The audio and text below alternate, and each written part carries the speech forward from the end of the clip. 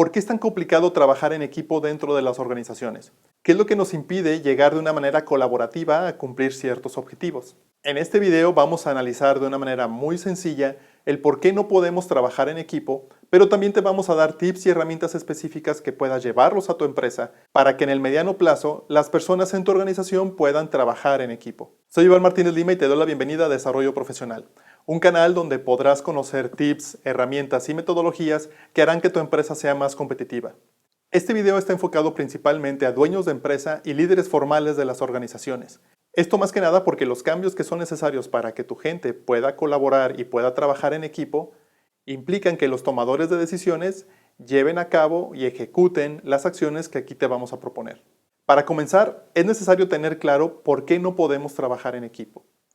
Y para contestar esta pregunta nos vamos a remontar a las enseñanzas de Stephen Covey, uno de los autores más prolíficos del siglo pasado y que nos dio un legado muy importante a través de su libro más exitoso, Los 7 hábitos de las personas altamente efectivas.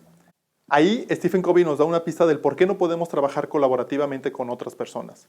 Más que nada, él lo enfoca al nivel de madurez que tenemos todas las personas, pero no madurez con respecto a nuestra edad, sino a la madurez emocional de cada uno de nosotros. Es por ello que creó el concepto de continuum de madurez, porque es el concepto bajo el cual vamos a ir desarrollando paso a paso nuestra madurez de tal forma que podamos trabajar realmente en equipo con otras personas. Para este proceso, él definió 3 niveles de forma específica: la dependencia, la independencia y la interdependencia. Si queremos trabajar en equipo, tenemos que estar en un nivel de interdependencia. Sin embargo, para ser interdependientes con otras personas, primero necesitamos ser independientes. Independientes de 3 dependencias principales. Una es la dependencia emocional, también tenemos la dependencia intelectual y la dependencia económica. Cada una de ellas tiene una fuente diferente, pero si tienes alguna de estas 3 o inclusive las 3 de una manera muy específica, muy marcada, va a ser muy complicado que puedas pensar y actuar de forma independiente y por lo tanto va a ser casi imposible que puedas llegar a trabajar interdependientemente con otras personas, es decir, no vas a poder trabajar en equipo. Si hablamos de la dependencia emocional, estamos hablando de una persona que depende completamente de las emociones de los otros para poder definir qué nivel de emoción tiene. Si el jefe está contento, ellos están tranquilos. Si el jefe está enojado, de malas o bajo mucho estrés, estas personas están muy preocupadas porque sienten que puede haber una consecuencia debido a eso. Y como dependen emocionalmente de otros, están en un torbellino de emociones porque no saben o no definen cómo deberían o quisieran estar ellos específicamente. Esto implica también que esas personas no tienen la capacidad de automotivarse, porque no dependen de ellas mismas, dependen de lo que pasa de forma externa. Si hablamos de dependencia intelectual, también es algo que podemos encontrar de forma muy común en cualquier empresa. Esto es cuando una persona se siente tan insegura con respecto a sus conocimientos o experiencia, que en una junta prefiere no hablar y dejar que las riendas las tome cualquier otra persona dentro de la reunión. Porque al no sentirse seguro del nivel de conocimientos que tiene dependencia a lo que otras personas puedan decir y opinar. Ahora, eso es cuando lo vemos a nivel individual, pero a nivel colectivo, sobre todo a nivel de departamento, una dependencia intelectual se aplica cuando solamente 1 o 2 personas conocen de manera específica situaciones del proceso que de no hacerse de esa forma podrían afectar gravemente el resultado de la empresa. Eso significa que esas personas son indispensables para la empresa, pero desde el punto de vista negativo, porque no han querido compartir el conocimiento con nadie más. Como nadie más sabe hacer las cosas, dependemos completamente de ellos. Esta dependencia es peligrosa porque si esas personas se llegan a ir por cualquier motivo que fuere, la organización va a tener un problema muy grande para poder cumplir los objetivos que ha comprometido con el cliente. Ahora, el nivel de dependencia económica es un poco más complejo, ya que es un hecho que la empresa, más allá de tener que ofrecer un sueldo competitivo, no es responsable de cómo las personas, los colaboradores, van a hacer uso de ese sueldo. La dependencia económica implica que una persona no puede tomar decisiones libremente si con esas decisiones puede poner en riesgo su patrimonio o el ingreso que está obteniendo.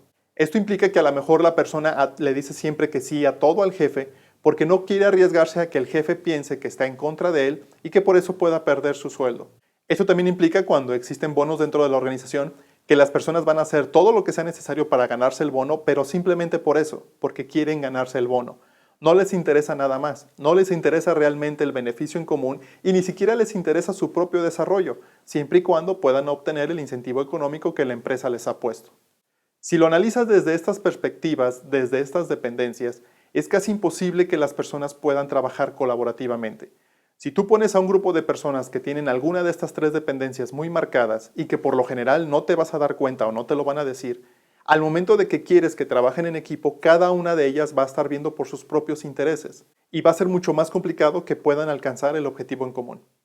Entonces, ¿qué es lo que tenemos que hacer para provocar que la gente comience a trabajar en equipo? Lo que tenemos que hacer es romper las dependencias una por una y poco a poco. Esto implica un proceso que lleva tiempo y por lo tanto requiere bastante paciencia. Pero si lo empiezas a hacer dentro de tu organización y te fijas muy bien en los pequeños detalles, vas a poder facilitar que la gente comience a trabajar en equipo de una manera más rápida. Primero vamos a ver cómo podemos atacar la dependencia intelectual. Para esto, pon especial atención en tu programa de capacitación que tengas. Si no tienes programa de capacitación interno, ahí es donde debes de comenzar a actuar. Un programa de capacitación enfocado en el puesto debe de contener por lo menos un curso de inducción a la empresa, un curso de inducción al puesto y capacitación que esté enfocada a cubrir aquellos huecos detectados por un proceso de validación del desempeño del personal. Ojo, esto de validación del desempeño, específicamente nos referimos a evaluación de desempeño, pero no con un enfoque en ver a quién corres o en ver a quién le das bono o no, sino en detectar cuáles son aquellas dependencias intelectuales que existen, para lo cual es necesario desarrollar un curso que entre el mismo personal se puedan enseñar entre ellos, de tal manera que esa dependencia intelectual de algún proceso o de alguna tarea en específico se disminuya. Por eso te hacemos esa anotación en donde decimos que este programa tiene que ser liderado por recursos humanos, pero que la ejecución tiene que ver completamente con los jefes de la organización, con todos aquellos supervisores, jefes de área, gerentes, que deben de transmitir esos conocimientos a todo el personal para que las dependencias intelectuales disminuyan o desaparezcan completamente.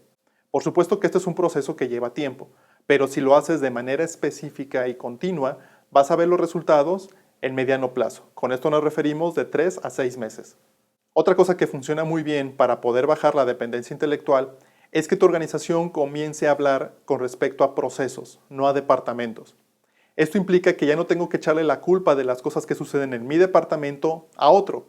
Si estoy en producción, la culpa es de compras. Si estoy en compras, la culpa es de ventas, etcétera, etcétera.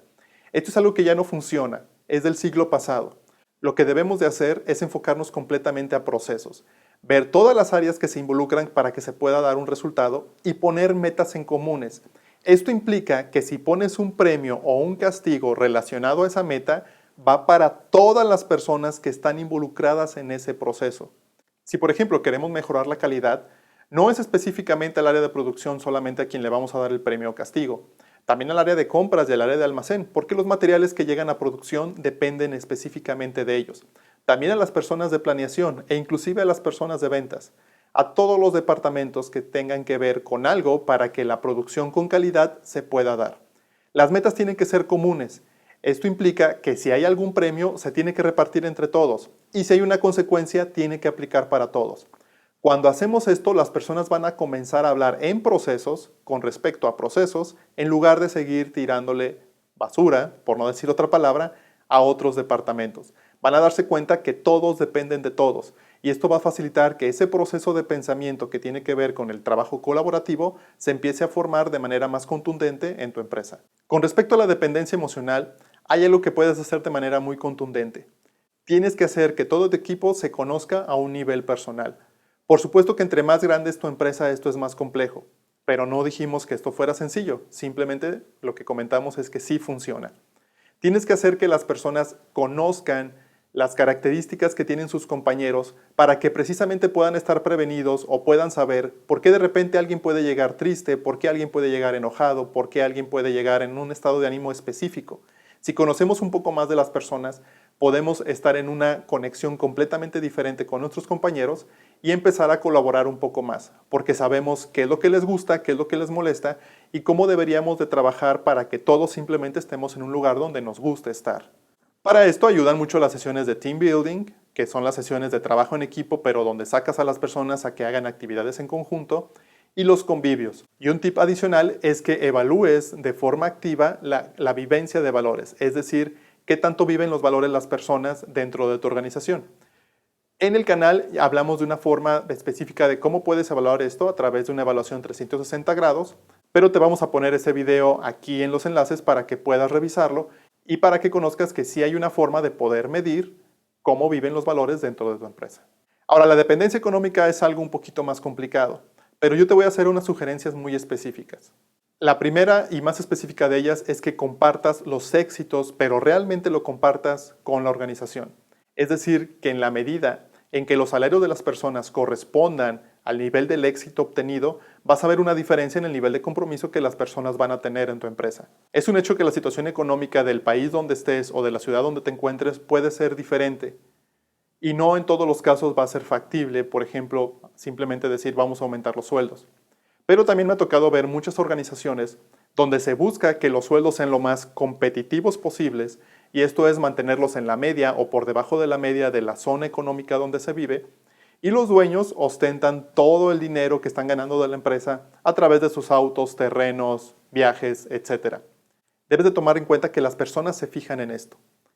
Y si tienen una dependencia muy fuerte al salario que tú le estás dando, porque ese salario no les permite nada, porque está precisamente en esa media, es un salario que solamente les permite sobrevivir o darse una vida digna, pues es mucho más difícil que esas personas tengan la libertad de disentir contigo, de no estar de acuerdo y decirte directamente que es aquello que podrías mejorar en tu organización. Como están tan limitados, no van a arriesgarse absolutamente en nada porque no pueden darse el lujo de perder ese sueldo. En la medida que tengas colaboradores con un nivel de calidad de vida mejor, va a ser mucho más factible que te puedan decir lo que realmente piensan. Ahora, algo que es una realidad es que puedes tener personas que ganen una cantidad exorbitante de dinero, pero que si no se saben controlar o manejar financieramente, de todos modos van a tener ese nivel de dependencia y su vida va a ser un caos. Por lo mismo, lo que yo te recomiendo de manera muy específica es que les ayudes a las personas con cursos de finanzas personales. Sé que esto no tiene que ver de manera directa con la productividad, la eficiencia o la calidad del servicio o producto que tú estés dando a tus clientes, pero créeme que de manera indirecta sí tiene muchísimo que ver. En la medida que tengas personas que se puedan autocontrolar con respecto a sus finanzas, vas a tener gente que esté mucho más enfocada y que no esté pensando en la deuda de la tarjeta de crédito, en las llamadas que les hacen de los bancos y en toda la serie de implicaciones que tiene cuando una persona no maneja bien sus finanzas. Si puedes aplicar alguno de estos tips que te estoy dando, vas a notar una diferencia con respecto al trabajo en equipo de tu gente a los pocos meses.